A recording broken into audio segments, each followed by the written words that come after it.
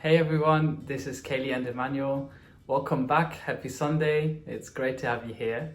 So we received a comment on our last video about our finances. So the question was, when is a good time to talk about finances and what are some boundaries that we might want to consider? So we're discussing this for quite a bit and we want to share some thoughts with you.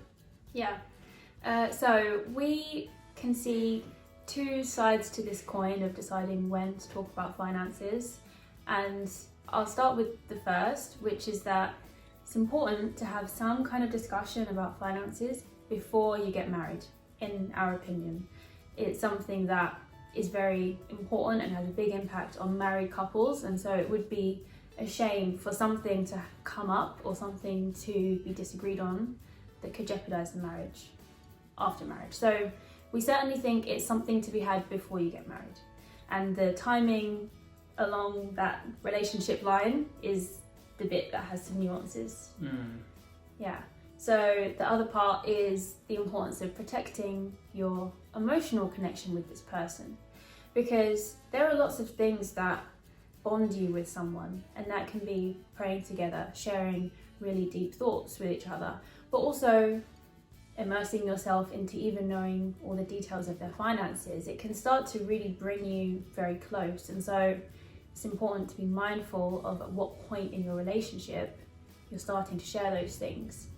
The journey starts with dating, right? It starts with dating, you're getting to know the other person, and then for most people it goes on with a relationship, and then hopefully at some point turns into engagement and then marriage. And I think to start too soon to share some really deep things can be rather harmful for both of you. It's very important to find out important things quite early, like to see the red flags, the green flags, to know whether you can move forward or not.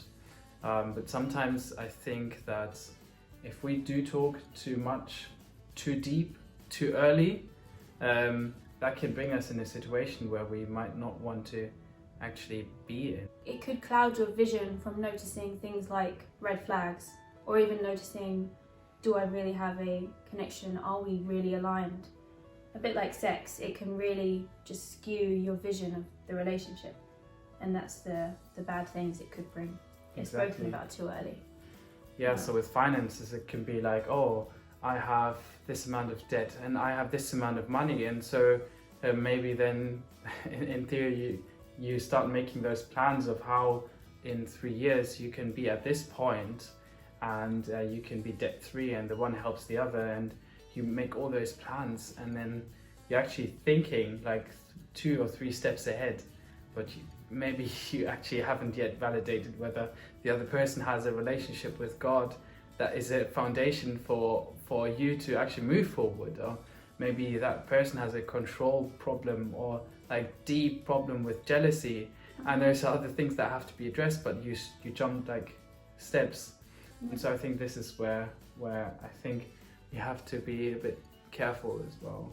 Yeah, definitely. And so along with that, we think that perhaps debt is something you could talk about a bit more freely in a relationship, because, well, first of all, if someone has some debt, this is rather going to test how much you're willing to kind of stick it out with this person.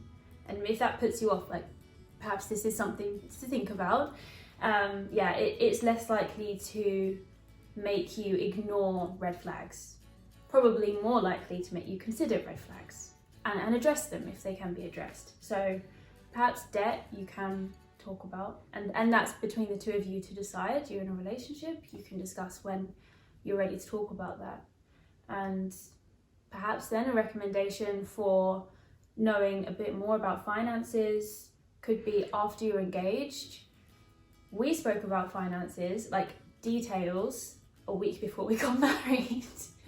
Now bear in mind, I had a ton of debt, and Emmanuel knew about that from basically since we got together, actually very soon, and that wasn't calculated. So that's how we did it. Emmanuel knew about my debt. I knew that he was okay, and I knew that he was very smart with his money and he was trying to save. I didn't know how much exactly. We spoke about those details a week before. And we could also have some expectations then about how we would manage our money. So yeah, that's how we did it. And those are the things we'd consider when giving advice. So that would mean think about what does it mean when you get an answer, a positive answer or a negative answer. In what way does it change how you see it? Yeah. So ask yourself some good questions and be mindful of the emotional bonds you're building with others in deciding when. And that's us. Thanks for listening. watching. Yeah. Bye. See you next Sunday. Oh, and don't forget to subscribe.